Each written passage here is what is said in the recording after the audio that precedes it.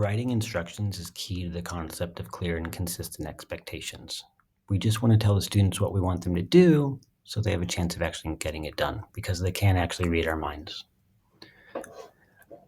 A clear and consistent naming convention in your titling, whether discussion, assignments, or quizzes, goes a long way and it's really low effort. This one says week 3 assignment, opposing articles review. Week 3 suggests that it probably needs to get done in this week 3 zone.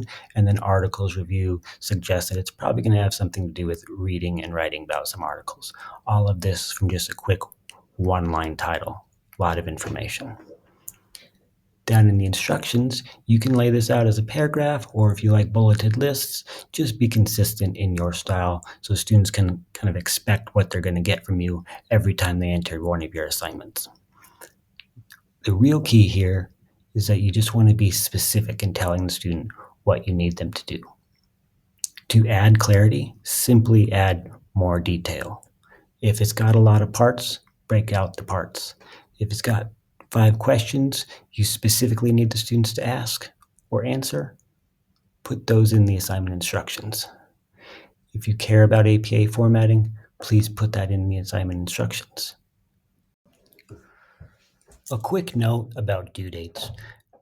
Don't worry about manually typing dates, specific dates, into the assignments box. I know I just said be specific, but dates are one area we can skip typing it out here because Canvas has these boxes down at the bottom that let you put in dates that it can recognize. Now, this is important for 2 reasons. For the students, this will show up on their calendar. So they'll start getting notifications and it'll show up on their home screen. Lots of cool stuff with the calendar to keep the students on task.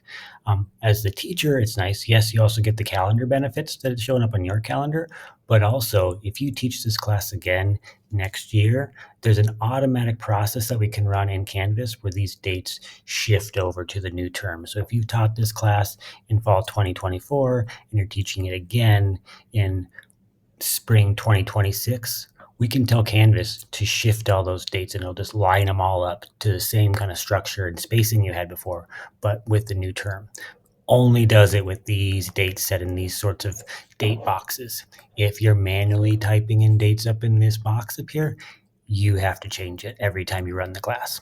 So we recommend not typing in dates there. If you want something like a due date, recommend something kind of flexible. So the language here is it's due on Sunday of week 1.